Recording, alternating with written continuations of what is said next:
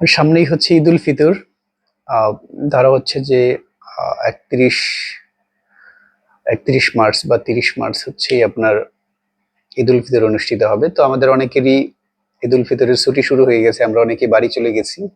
তো as usual যেটা হয় যে ঈদ আসলেই বা বড় কোনো ছুটি আসলেই আমরা কি করি, বই এক গাদা বই ব্যাগে তুলে নিয়ে যাই, নিয়ে সুন্দরভাবে বাসায় চলে যাই। তারপর ব্যাগের বই ব্যাগেই থাকে, আবার আসার সময় নিয়ে আসি। আসার সময় নিজেরা যত গালি দেই যে শুধু শুধু এতগুলো বই বয়ে নিয়ে আসছি।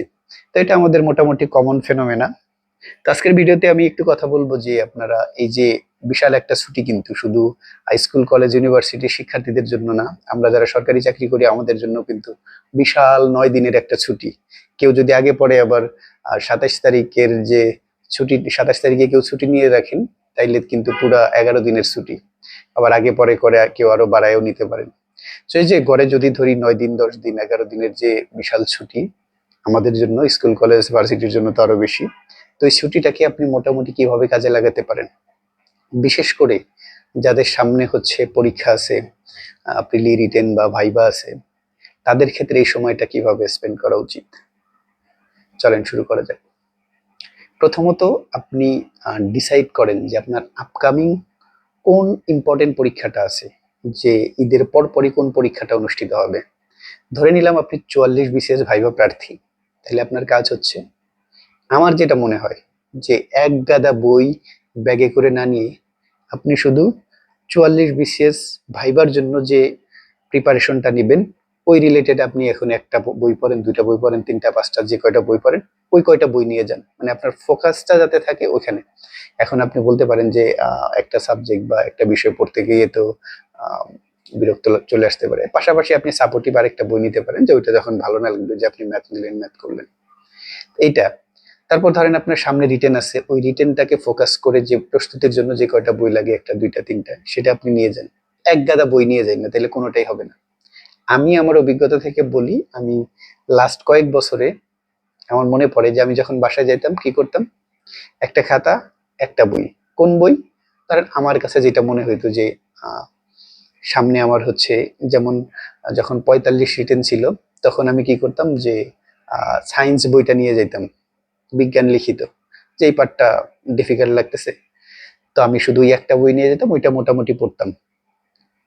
তারপর ধরেন একাডেমিক যখন কোনো পরীক্ষা থাকতো, একাডেমিকের যে 5টা কোর্স থাকতো, এর মধ্যে যেটা কম্পারেটিভলি কঠিন, যেটা একটু একটু করে দেখা উচিত, মনে হয় যে এটাতে একটু বেশি সময় দেওয়া উচিত, ওই বইটা নিয়ে যেতাম।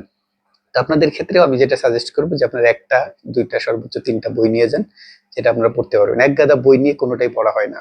একটা একটা বই নিয়ে যান, দুইটা বই নিয়ে যান, আর টার্গেট করেন যে আর কখন পড়বেন। এটা একটা ইস্যু যে বলতে পারেন, ভাই এতদিন পর বাড়ি যাচ্ছি, এইসব বই খাতা পড়াশোনা, এসব আউল ফাউল সাজেশন দিতেছেন, এগুলা কাজে লাগে তখন? বন্ধু বান্ধবদের সাথে কতদিন হয় দেখা হয় না, ঠিক আছে দেখেন। কিন্তু তারপরেও কিন্তু কিছু সময় আছে, যে সময়টা আপনি হচ্ছে পড়াশোনার জন্য ব্যয় করতে পারেন। যেমন প্রথমত ধরেন রোজার যে কয়দিন আছে, আপনি সেহরি করার পর ঘুম থেকে উঠে ওই সাথে সাথে তো আর আড্ডা দিতে চলে যান না। সকালে সকালে বা দুপুরে যখন উঠলেন, তখন 1-1.5 ঘন্টা পড়ে নিলেন। আর বিকেলে বন্ধুদের সাথে আড্ডা দিলেন, দিয়ে হয়তো ইফতারের পরও গল্প গুজব করলেন বাড়ির লোকজনের সাথে। তারপর সময় পাইলেন তারাবির পর, তারাবির পর হচ্ছে বেশ কিছুটা সময় পেলেন ঘুমানোর আগে, তো সেই সময়টা পড়লেন। মানে আপনি জাস্ট ছোট ছোট টার্গেট রাখেন, যে আজকে সারা দিনে আমি হচ্ছে আহ এই 5টা ফোকাস রাইটিং পড়বো, আজকে সারাদিনে আমি জিকের একটা চ্যাপ্টার পড়বো, আজকে সারাদিনে হচ্ছে আমি ইংলিশের দুইটা ইংলিশের হচ্ছে 30টা ভোকাবুলারি শিখবো। এরকম প্রত্যেকদিন ছোট ছোট টার্গেট রাখেন, যে আমি আজকে এইটুকু পড়বো। তখন যখন ওই পড়াটা শেষ করবেন, তখন দেখবেন নিজের মধ্যে ভালো লাগা কাজ করবে। তো সাম আপ যদি করি, যে বাড়ি যাচ্ছেন, যান, এনজয় করেন, পরিবারের সাথে ঈদ কাটান। কিন্তু আপনার যদি সামনে মেজর কোনো পরীক্ষা থাকে, সেই পরীক্ষার প্রস্তুতির জন্য এক গাদা বই নিয়ে যায়েন না, একটা, দুইটা, তিনটা বই নিয়ে যান। আমার বেশ সাজেশন হচ্ছে একটা বই, আপনি একটা বই টার্গেট করে নিয়ে যান, যে বইটা আপনি একদম এই 8, 9, 10 দিনে বা যতদিন আপনি থাকেন এর মধ্যে শেষ করে আসবেন। তাইলে দেখবেন যে আপনার মাথায় প্রেশার কম পড়বে, যে একটা বই নিয়ে আসছে, এই বইটা তো পড়া উচিত। তাইলে হচ্ছে আপনার বোঝা বইও, অতগুলো বইও নিয়ে যাওয়া লাগলো না, আবার পড়াটাও হইলো। আর প্রত্যেকদিন ঈদের আগে বা পরে আপনার হচ্ছে ছোট ছোট করে টার্গেট নেন, যে আমি এইটুকু পড়বো, আজকে এইটুকু পড়বো।